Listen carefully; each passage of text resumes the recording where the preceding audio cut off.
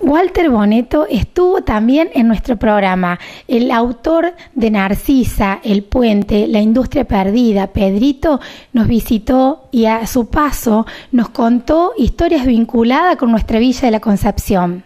Estamos con Walter Bonetto para empezar a transitar los caminos de Río Cuarto. ¿Cómo estás, Walter? Un gusto que estés en el programa. Bueno, estoy muy bien, muy cómodo de estar con ustedes acá, un placer realmente, así que estoy muy satisfecho.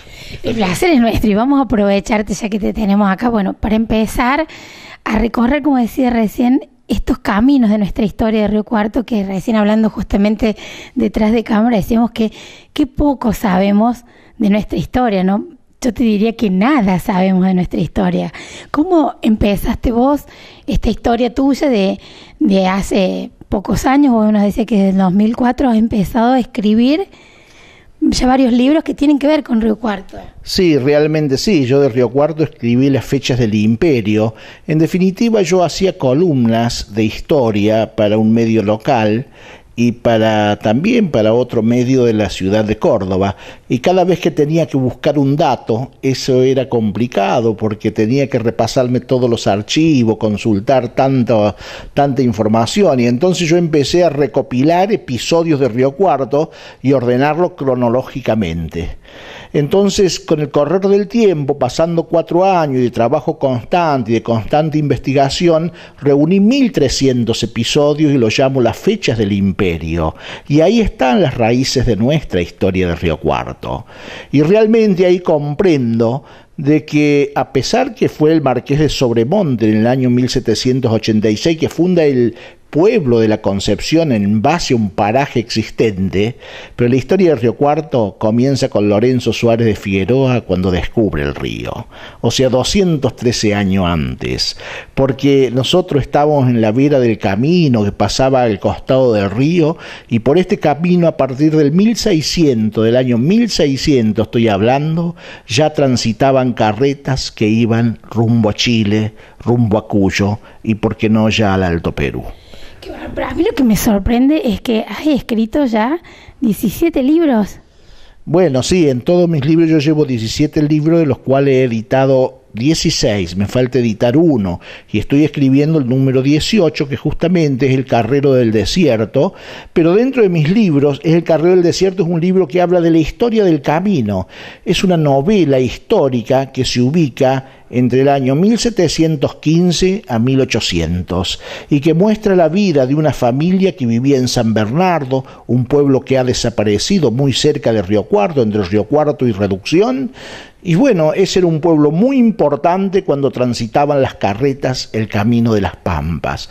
Y entonces ese libro lo voy a presentar este año, si Dios quiere, en la Feria del Libro. Estoy trabajando mucho, estoy investigando mucho, pero también tengo libros que he escrito que no son de historia, que son novelas, y algunas novelas históricas. Pero en general son hechos reales. Sí, como ser el caso de Narcisa, que es una novela histórica de Río Cuarto, es una novela que comienza con el éxodo que existió en Río Cuarto, en donde una niña acompaña a la mamá porque venía la invasión de Quiroga y se va todo Río Cuarto hacia Tegua, y en donde hacen su primer noche en el arroyo Chucul, pero después Quiroga en aquella oportunidad, estamos hablando del año 29, en aquella oportunidad no viene a Río Cuarto, llega hasta la Barranquita y se va a San Luis, entonces no invadió Río Cuarto.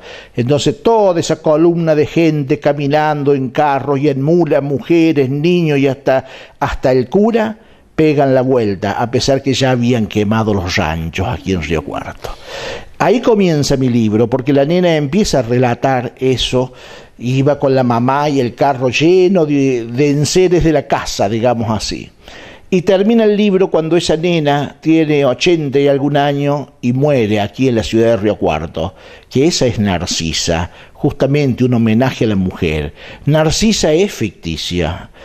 es la principal protagonista del libro, pero Narcisa es un episodio, o sea, ella como tal es inventada por el autor, pero los hechos son reales. Ahora, ¿cómo haces, no solamente para acordarte vos personalmente de las fechas, los días, porque en cada episodio está citado con fecha, día, horario, sino para además justamente esa pasión para buscar esa información? ¿Cuánto tiempo te lleva y a dónde vas? ¿A cuál es la fuente? Sí, es mucho lo que lleva, mucho. Especialmente la fuente es el archivo histórico, que es muy rico en todo el material que tiene, pero también he ido al archivo de la catedral, pero también he ido al archivo del seminario de Río Cuarto. Todos los archivos que yo puedo consultar hay gente que me ha dado bibliografía que la he consultado, y bueno, eso he averiguado mucho por internet de lo que se puede obtener de la historia de Río Cuarto, que no hay mucho, pero en definitiva, hay muchos episodios que están registrados. Entonces, eso es un hobby, uno lo hace porque tiene necesidad de hacerlo, porque a uno le gusta y es una cosa que no termina más. En el caso de la fecha del imperio son 1300 citas que abarca del año 1763 hasta el 2004. Y yo después di vuelta a todas esas citas y no las puse por año, las puse día por día. Y entonces saqué las efemérides de Río Cuarto. Entonces todos los días sabemos lo que ha pasado a través de nuestra historia. Porque si no, me preocupa como riocuartense que estoy siempre, uno oye las efemérides de Buenos Aires, lo que pasó en Estados Unidos, está bien, lo que pasó en otros lugares. ¿Y por qué no en lo nuestro? Si han pasado episodios extraordinarios en nuestra ciudad que merecen estar registrados. Yo soy un poco el creador de esa, lo digo con humildad el tema, pero no había nada de eso. Yo digo, esto es necesario hacerlo. Bueno, vamos a una breve pausa y seguimos con más Walter Bonetto. Bueno, seguimos con Walter Bonetto luego de esta breve pausa. Y bueno, me imagino que tu familia estará feliz de tenerte, porque durante tu asado, tus encuentros, en tus tardes de mate y tortas fritas se la pasarán hablando de la efeméride. A mí me encantaría tenerte en mi familia. Vos sabés que no es tan así, no es tan así. Es más o menos, yo tenía un amigo que era pediatra y bueno, y él, a los chicos de él, no lo atendía mucho. Y eso ocurre en muchas profesiones, en muchas actividades, no es tan así. Pero bueno, a mí me gusta y yo trato de hablar de historia, pero no generalmente se entusiasma. Puntualmente sí, mi familia me acompaña en todo, claro. Pero no es que esté tan entusiasmada quizás con lo que yo hago, me parece a mí, digamos. Bueno, pero recién me dijiste algo que fue interesante, que es con respecto a la historia que nosotros conocemos de otros países y obviamente del nuestro, pero que pronto no conocemos tanto de Río Cuarto. ¿Qué consejo vos le darías si pudieras, cómo harías vos para involucrar la historia de Río Cuarto dentro de la escuela o dentro de lo que es la educación? Bueno, mira, yo tengo experiencia en eso porque a mí me llaman de escuela y yo he ido a muchas escuelas de Río Cuarto y me han prestado mucha atención en la forma que yo relato la historia. Me han emocionado los chicos de quinto y sexto grado de la escuela 21 de julio, me han hecho llorar, me han acompañado. Llegué y el pizarrón estaba escrito: Narcisa, viva Walter Bonetto, qué grande que es. Me encontré con una niñita que veo que tiene el libro y le pregunto, ¿es de acá de la escuela? No, señor, dice, me lo hice comprar para el cumpleaños con mi mamá. Otro señor me llama a la radio y me dice, ¿por qué no me firma el libro que se lo compré por mi hija? Gente que no conozco. Los chicos enamorados de la historia de dos libros de Walter Bonetto, que es Narcisa y Pedrito. Y las maestras también.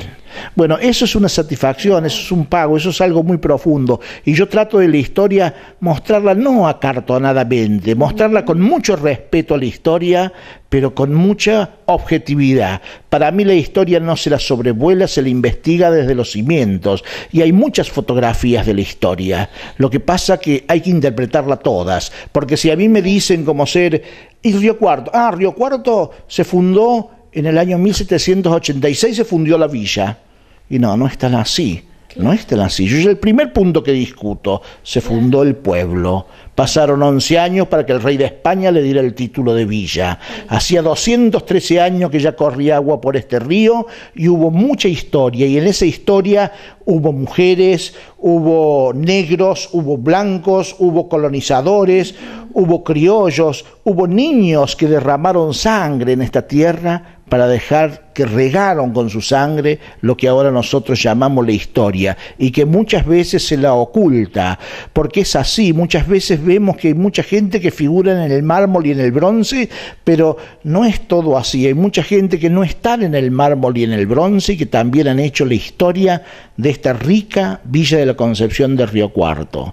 Y hay muchas miradas, como ser ahora hay una mirada en contra, ¿no es cierto?, el ataque a los indios, el ataque, bueno, perfecto, pero son distintas miradas, pero tenemos que pensar en esto, tenemos que pensar que cómo vivía la mamá en el puesto de la estancia con sus 4 hijitos y venían las invasiones. No estoy hablando en contra del indio, porque la verdad que si hago un balance como historiador del blanco y el indio, me da vergüenza. Han hecho mal las cosas el blanco, que se decía culto y cristiano. Pero la historia hay que mirarla con objetividad y no con pasión. Yo lo que le digo a los niños, que vean la historia como es, a las maestras que eduquen con la historia nuestra, la historia regional, que es la que nos permite vivir cada día nosotros. Bien, y si te tuviera que preguntar, ¿qué lugar de Río Cuarto que de pronto no visitamos, que no está como conocido, vos crees que está todavía bajo tierra sin que se ponga ese bronce que vos decías recién? Bueno, mirá, básicamente la plaza. La plaza es el centro de la escena. La plaza es el lugar donde todos querían ir cerca de la plaza. Ahí en mi libro Narcisa lo explico, cómo peleó ella y cómo le quitaron la casa que tenía cerca de la plaza. Y bueno, y la plaza, porque la plaza no se entiende que fue la plaza de Río Cuarto todavía. Ahí se vivió la historia. La plaza de Río Cuarto llegó al año 1886 y estaba alambrada. Pensemos que en 1873 llegó el ferrocarril. Fíjate, de 1873 a 1886 la plaza aún estaba alambrada. Cuando el intendente dice le vamos a sacar el alambre, la plaza se le levantó la ciudad, porque se tenía miedo a las invasiones. Y en esa plaza se encerró tanta gente. Desde el año 1771 a 1871 Río Cuarto soporta 30 invasiones. No hablemos de los merodeos. No hablemos de los merodeos. Era muy difícil vivir en la Villa de la Concepción, muy difícil. Y bueno, ¿y a dónde se defendía la gente? En la plaza. Nunca fue tomada. Una sola vez fue tomada la plaza cuando la atacó Facundo Quiroga. Sitio y combate de Río Cuarto en 1831. Fue una gran desgracia de Río Cuarto. Yo creo que lo que la plaza significa... La plaza es, digamos, la gestación de la historia de Río Cuarto está en lo que ocurrió en la plaza, porque protegió a muchas vidas, porque protegió a mucha gente, porque también desgraciadamente fue patíbulo la plaza, ahí se fusiló gente, pero también en la plaza se vivieron muchas alegrías. Se liberaban los esclavos. A Petrona Ortiz en el año 1826, que lloraba Petrona porque había quedado liberada en la plaza por sorteo. La plaza fue el gran escenario que debemos conocer un poco más. Bueno, Walter, nos encantaría seguir todo el programa, como porque de verdad que aprendemos y nos encanta. Y bueno, sabes que nuestra cámara está abierta para que cuando quieras sumarte a nuestro proyecto, ya lo hemos hecho fuera de cámara. Me encantaría que, bueno, nos sigas contando de este Río Cuarto que tanto queremos y que, bueno, nosotros hemos nacido aquí, así que adoramos y que nuestros hijos, bueno, sigan creciendo siempre para mejor.